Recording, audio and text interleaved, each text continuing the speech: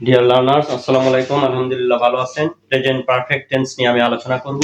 তো আপনারা এখানে দেখতে পাচ্ছেন প্রেজেন্ট পারফেক্ট টেন্স কে আমি পি আর পিটি দিয়ে, প্রেজেন্টের পি আর, তারপরে পারফেক্টের পি, টি টেন্সের হচ্ছে টি, প্রেজেন্ট পারফেক্ট টেন্স নিয়ে আলোচনা করব।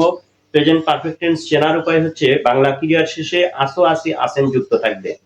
আসো, আসিন যুক্ত থাকলে আসো, আসি অথবা আসেন যখন যুক্ত থাকবে তখন আমাদের বুঝতে হবে এটা প্রেজেন্ট পারফেক্ট টেন্স। আর প্রেজেন্ট পারফেক্ট টেন্সের গঠনটা হচ্ছে প্রথমত হবে হচ্ছে সাবজেক্ট, তারপরে মূল helping verb H V. Helping ভার্বের মধ্যে থেকে হ্যাভ অথবা হ্যাজ, এই দুইটা নিয়ে আসবো। আনার পরে সাবজেক্টের পরে হ্যাভ অথবা হ্যাজ আনার পরে মূল ভার্বের 3 নম্বর ফর্ম দিয়ে দেবো। তাহলেই আপনার এই প্রেজেন্ট পারফেক্ট টেন্স হয়ে যাবে। তো আমরা শুরুতেই উদাহরণটা দেখি, উদাহরণগুলো দেখে নিই। সেই উদাহরণটা হচ্ছে যে এখানে লেখা আছে এই মাত্র সে তার রাতের খাবার খেয়েছে। তো এই মাত্র, এইটা হচ্ছে যে টেন্স মার্কার বলা হয়, অর্থাৎ এই মাত্রের ইংরেজি হচ্ছে জাস্ট নাও। আমরা এটা প্রথমেও দিতে পারি, জাস্ট নাও। এই মাত্র সে, কে, এখানে সাবজেক্টটা হচ্ছে সে তার খাবার, সে তার রাতের খাবার খেয়েছে।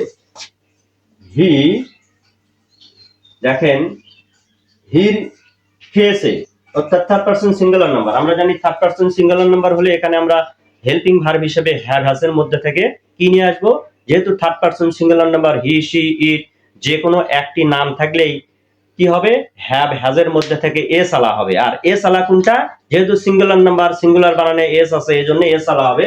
তো হ্যাভ হ্যাজ এর মধ্যে এস আলা হচ্ছে হ্যাজ, হ্যাজ। এখন খাবার খেয়েছে, হি হ্যাজ। এই খাবার খাওয়ার ইংরেজি, রাতের খাবার খাওয়ার ইংরেজি হচ্ছে হ্যাভ, মানে খাবার খাওয়া, কি এইচ এ ভি। তাহলে ভি ওয়ান হচ্ছে হ্যাভ, হ্যাভ মানে হচ্ছে এখানে মূল ভার্ব মানে খাবার খাওয়া। ভি ওয়ান হচ্ছে যে হ্যাভ, ভি টু হচ্ছে যে had, H A D had, এবং ভি থ্রি হচ্ছে হ্যাড, ভি ফোর হচ্ছে টু সহ মূল ভার্ব। এই যে প্রথমে ভি ওয়ানটা আনতে হবে, টু হ্যাভ। বারবার করে আমি এই ভার্বের ফর্মগুলো দেখে দেই, এটা অনেক কাজে দেবে আপনাদের। সবসময় ভার্বের এই ফর্মগুলো মনে রাখবেন, তাহলে বিভিন্ন ট্রান্সলেশন করার জন্য বাংলা থেকে ইংরেজি করতে গেলে এগুলো কাজে দেবে আপনাদের। এবং ভি ফাইভটা কি হবে, তাহলে ভি ফাইভটা হবে হচ্ছে ভার্বের সাথে আইএনজি, যেটাকে আমি বলেছি জিরান্ট এন্ড প্রেজেন্ট পার্টিসিপল। তাহলে ভার্ব হচ্ছে মূল ভার্ব, মূল ভার্বের সাথে আইএনজি মানে কি হ্যাভিং, এবং যেহেতু এটা মূল ভার্ব হিসেবে বসছে। এবং ভি সিক্সটা কি আপনারা জানেন, ভি সিক্স আমি বলে দিছি যে হ্যাভিং এর পরে, হ্যাভিং এর পরে ভার্বের 3 নম্বর ফর্ম। তাহলে হ্যাভিং এর পরে কি, হ্যাভিং হ্যাড, হ্যাভিং হ্যাড। এইটা হচ্ছে ভার্বের 6টা রূপ।